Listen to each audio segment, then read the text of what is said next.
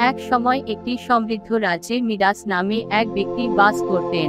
Midas একজন সদয় এবং ন্যায়পরায়ণ শাসক ছিলেন, যাকে তার প্রজারা তার প্রজ্ঞা এবং ন্যায়পরায়ণতার জন্য পছন্দ করত। যাই হোক, তার সম্পদ এবং তার লোকেদের প্রশংসা সত্ত্বেও মিডাস এমন একটি আকাঙ্ক্ষা পোষণ করতেন যা ধন সম্পদকে ছাড়িয়ে যায়। তিনি যে কোনো কিছুকে সোনায় রূপান্তরিত করার ক্ষমতা চেয়েছিলেন। এক রাতে মিডাস যখন তার ঐশ্বর্যশালী প্রাসাদের বাগানের মধ্যে দিয়ে বেড়াচ্ছিলেন, তিনি রাতের আকাশের কাছে তার অপূর্ণ ইচ্ছার জন্য বিলাপ করলেন। অবাক হয়ে দেবতা ডায়োনিসাস তার ইচ্ছা শুনেছিলেন। মিডাসের দয়া এবং নম্রতায় খুশি হয়ে ডায়োনিসাস তার সামনে হাজির হন। মিডাস ডায়োনিসাস বললেন, আমি তোমার আন্তরিক ইচ্ছা শুনেছি এবং আমি তা দিতে ইচ্ছুক।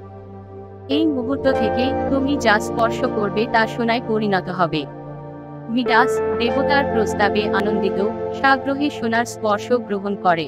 মিডাস দেবতার প্রস্তাবে আনন্দিত সাগ্রহে সোনার স্পর্শ গ্রহণ করে। প্রাথমিকভাবে তার নতুন পাওয়া শক্তি দ্বারা রোমাঞ্চিত মিডাস সাধারণ বস্তুগুলিকে মূল্যবান সোনায় পরিণত করার ক্ষমতায় উদ্ভাসিত হয়েছিল। তিনি তার প্রাসাদের পাথর, গাছ এবং এমনকি নম্র জিনিসগুলিকে স্পর্শ করেছিলেন এবং সেগুলি সবই একটি উজ্জ্বল আভায় জ্বলজ্বল করেছিল। যাই হোক, মিডাস শীঘ্রই তার সোনার স্পর্শের খারাপ দিকটি আবিষ্কার করে। তিনি যখন খাবার উপভোগ করার চেষ্টা করেছিলেন, খাবারটি তার হাতে অরুচিকর শক্ত সোনায় পরিণত হয়েছিল।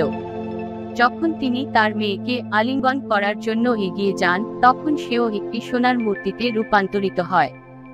একসময়ের আনন্দিত রাজা এখন নিজেকে বিচ্ছিন্ন এবং হৃদয় বিদারক দেখতে পান। তার সোনার স্পর্শ, প্রাথমিকভাবে সম্পদ এবং ক্ষমতার প্রতীক, এটি একটি অভিশাপে পরিণত হয়েছিল যা তাকে মানুষের স্পর্শের উষ্ণতা এবং জীবনের সহজ আনন্দগুলি কেড়ে নিয়েছিল। বিচলিত মিডাস ডায়োনিসাসের কাছে প্রার্থনা করেছিলেন, করুণার আবেদন করেছিলেন এবং তার সোনার স্পর্শ থেকে মুক্তি পেতে বলেছিলেন। রাজার অনুশোচনায় এবং তার নিজের উপহারের পরিণতি স্বীকার করে ডায়োনিসাস আরও একবার হাজির হন। মিডাস ডায়োনিসাস বললেন, আপনি জীবনের সত্যিকারের মূল্য সম্পর্কে একটি মূল্যবান পাঠ শিখেছেন। আমি সোনালী স্পর্শ তুলে নেব, কিন্তু মনে রাখবেন, বস্তুগত সম্পদের অন্বেষণ কখনোই মানুষের সংযোগের গুরুত্ব এবং অস্তিত্বের সহজ আনন্দকে ছাপিয়ে যাবে না। এই কথাগুলো দিয়ে ডায়োনিসাস অভিশাপ তুলে নিলেন এবং মিডাস তার মেয়ের আলিঙ্গনের উষ্ণতা অনুভব করলেন। কৃতজ্ঞতায় অভিভূত হয়ে মিডাস তার চারপাশে থাকা অবস্তুর ভাণ্ডারের জন্য নম্রতা, উদারতা এবং কৃতজ্ঞতার জীবন গ্রহণ করেছিলেন।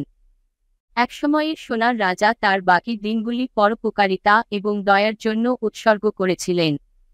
তিনি যে পাঠটি শিখেছিলেন তা তার জনগণের সাথে ভাগ করে নিয়েছিলেন। মিডাসের গল্প এবং তার সোনালী স্পর্শ একটি নিরন্তর অনুস্মারক হয়ে উঠেছে যে প্রকৃত সম্পদ বস্তুগত সম্পদের মধ্যে নয়, বরং মানব সম্পর্কের সমৃদ্ধি এবং জীবনের সহজ আর্থিক আনন্দকে উপলব্ধি করার ক্ষমতার মধ্যে রয়েছে।